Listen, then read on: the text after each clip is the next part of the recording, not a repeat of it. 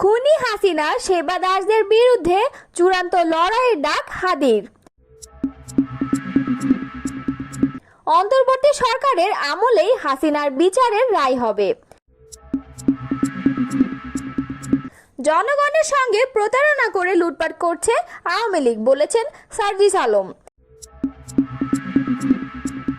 ৩৬ জুলাই কোনো ব্যক্তি বা গোষ্ঠীর একক আন্দোলন নয়, মনে করেন শিবির সভাপতি। এতক্ষণ শুনছিলেন সংবাদ শিরোনাম, এবারে বিস্তারিত। ফ্যাসিস্ট খুনি হাসিনার সেবা দাস গোষ্ঠীর বিরুদ্ধে চূড়ান্ত লড়াইয়ের আহ্বান জানিয়েছেন ইনকিলাব মঞ্চের মুখপাত্র শরীফ ওসমান হাদি। সোমবার নিজের ফেসবুক পেজে এক পোস্টে এই আহ্বান জানান ইনকিলাব মঞ্চের এই মুখপাত্র। পোস্টে শরীফ ওসমান হাদি বলেন, রাষ্ট্র কাঠামোতে হাসিনার রেখে যাওয়া দিল্লির সেবাদাস গোষ্ঠী বনাম সার্বভৌম বাংলাদেশের জনগণ অস্তিত্বের এই অনিবার্য লড়াইয়ে চূড়ান্ত বিজয়ের জন্য ঐক্যবদ্ধ প্রস্তুতি নিতে সমগ্র বাংলাদেশকে আহ্বান জানাচ্ছি। বাংলাদেশের বিজয়ের আগ পর্যন্ত জুলাই চলবে। হাদির সেই পোস্টের মন্তব্যের ঘরে রিপন সর্দার নামে একজন লেখেন, সচিবালয়কে স্বৈরাচারের প্রেতাত্মা মুক্ত করতে হবে এবং ব্রিটিশ আমলে তৈরি আমলাতন্ত্রের আইন বাতিল করে নতুন অধ্যাদেশ জারি রাখতেই হবে। মাহির ফয়সাল আকাশ লেখেন, ছাত্র জনতার উচিত সচিবালয় ঘেরাও দেয়া।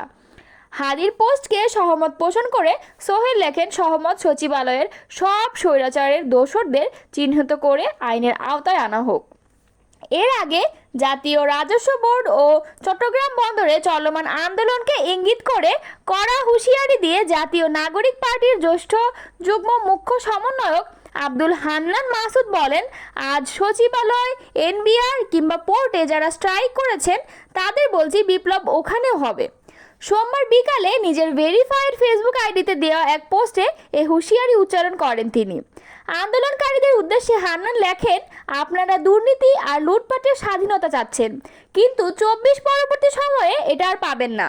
হাসিনার পুরো শাসনামলের প্রতিটি গুম, খুন, দুর্নীতি, অর্থ পাচার সবকিছুর সহযোগী আপনারা। ভাববেন না পার পেয়ে গেছেন।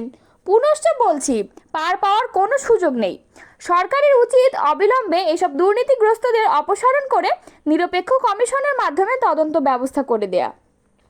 এদিকে সরকারি চাকরি অধ্যাদেশ ২০২৫ অনুমোদনের প্রতিবাদে টানা তৃতীয় দিনের মতো বিক্ষোভ করছেন বিভিন্ন মন্ত্রণালয় ও বিভাগের কর্মচারীরা।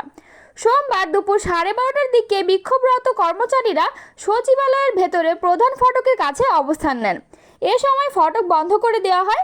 এছাড়াও গত 12 মে জাতীয় রাজস্ব বোর্ডের ভাগ করে রাজস্ব নীতি ও রাজস্ব ব্যবস্থাপনা অধ্যাদেশ ২০২৫ জারির পর থেকে আন্দোলন করছে এনবিআর এর কর্মকর্তা-কর্মচারীরা। অন্তর্বর্তী সরকারের আইন, বিচার ও সংসদ বিষয়ক উপদেষ্টা অধ্যাপক ডক্টর আসিফ নজরুল বলেছেন, গণহত্যার বিচার আমাদের অন্যতম অঙ্গীকার। উপদেষ্টা আজ সোমবার তার ভেরিফাইড ফেসবুকে এক পোস্টে বলেছেন, বিচার শুরু হচ্ছে শিগগির। জুলাই গণ অভ্যুত্থানের সময় সংঘটিত মানবতা বিরোধী অপরাধের বিচারের প্রক্রিয়া দৃশ্যমান করার দাবি আছে সমাজে। এটি দৃশ্যমান করা হয়েছিল ৮ মাস আগে আন্তর্জাতিক অপরাধ আদালত পুনর্গঠনের মধ্য দিয়ে। এরপর তদন্তকারী অফিস ও প্রসিকিউশন অফিস পুনর্গঠন করা হয়েছে। তদন্তকারী দল কয়েকটি মামলার তদন্ত শেষ করেছে।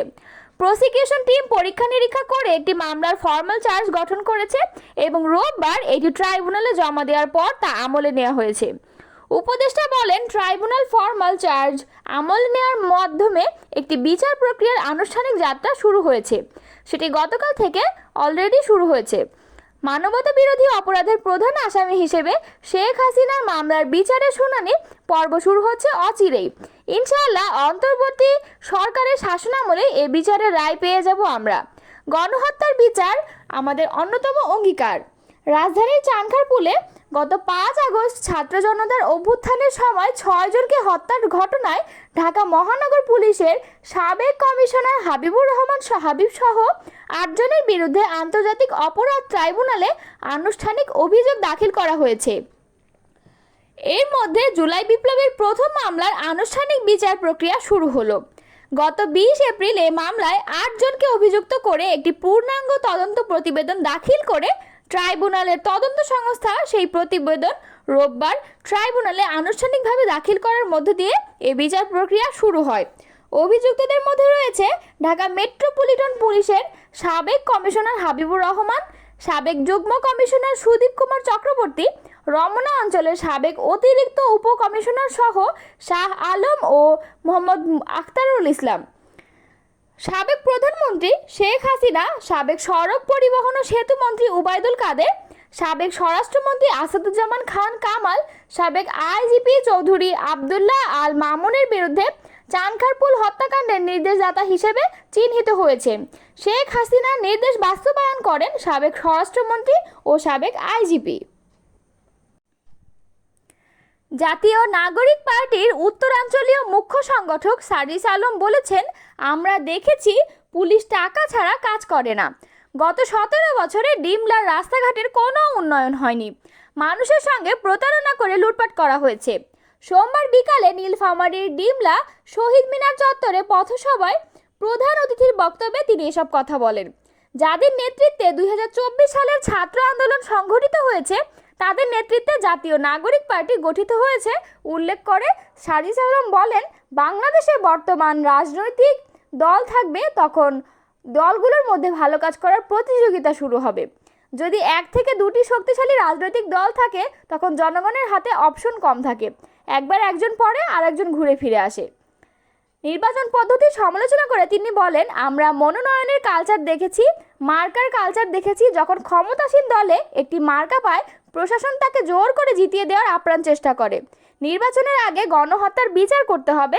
উল্লেখ করে সার্জিস বলেন, জুলাই ঘোষণাপত্র বাস্তবায়ন করতে হবে। আমরা নির্বাচন চাই, তবে সেটা স্থানীয় সরকার নির্বাচন। স্থানীয় সরকার নির্বাচন আগে না হলে সরকারি দল স্থানীয় সরকার নির্বাচনে প্রভাব বিস্তার করবে। এ সময় বক্তব্য রাখেন যুগ্ম আহ্বায়ক সরোয়ার তুষার, মুখ্য সংগঠক আবু সাইদ লিওন, যুগ্ম মুখ্য সংগঠক আলী নাসের খান এবং আসাদুল্লাহ আল গালিব। ছাত্র শিবিরের সভাপতি জাহিদুল ইসলাম বলেছেন, 36 জুলাই কোনো ব্যক্তি বা গোষ্ঠীর একক আন্দোলন নয়, এটি ছিল জাতির সম্মিলিত ঐক্যের প্রতীক। সোমবার 26শে মে নিজের ফেসবুক আইডিতে দেওয়া এক বার্তায় তিনি এই মন্তব্য করেন। তিনি বলেন, বৈষম্যের বিরুদ্ধে যখন পাবলিক বিশ্ববিদ্যালয়ের শিক্ষার্থীরা রক্তাক্ত হচ্ছিলেন তখন প্রাইভেট বিশ্ববিদ্যালয়ের শিক্ষার্থীরাও রাজপথে নেমে এসেছিলেন। স্কুল, কলেজ, পলিটেকনিক, মাদ্রাসার ছাত্রছাত্রীরাও আন্দোলনে সক্রিয়ভাবে অংশগ্রহণ করে প্রমাণ করেছে এই আন্দোলন ছিল ফ্যাসিবাদ বিরোধী সর্বস্তরের ছাত্র জনতার আন্দোলন। জাহিদুল ইসলাম আরও বলেন, শিক্ষার্থীদের পাশে দাঁড়িয়েছিলেন শিক্ষক, সাংবাদিক, আইনজীবী, গাড়ি চালক, অনলাইন অ্যাক্টিভিস্ট ও প্রবাসী রেমিটেন্স যোদ্ধারা। এ আন্দোলন বয়স, পেশা কিংবা সামাজিক অবস্থান ভেদে বিভক্ত ছিল না। তিনি শহীদদের স্মরণ করে বলেন, প্রত্যেক যোদ্ধার শাহাদাতের তামান্না ছিল এই বিপ্লবের শক্তির উৎস। শিশুসহ 90 বছরের বৃদ্ধও এই বিপ্লবের অংশীদার ছিলেন। মা বাবারা ছিলেন এই আন্দোলনের প্রেরণা ও শক্তির উৎস। তিনি হুঁশিয়ারি দিয়ে বলেন, কিছু ব্যক্তি বা গোষ্ঠীর শিশুসুলভ পদক্ষেপে জুলাই ঐক্য বিনষ্ট হতে পারে না এবং আমরা তা হতে দেব না। জাতীয় ঐক্য সমুন্নত রাখতেই আমাদের এই প্রচেষ্টা চলবে। বার্তায় সবাইকে আহ্বান জানিয়ে তিনি বলেন, জাতীয় ঐক্যের শক্তিশালী করতে হলে জুলাইয়ের দিনগুলোর স্মৃতি সবাইকে সতেজ রাখতে হবে এবং লিখতে হবে।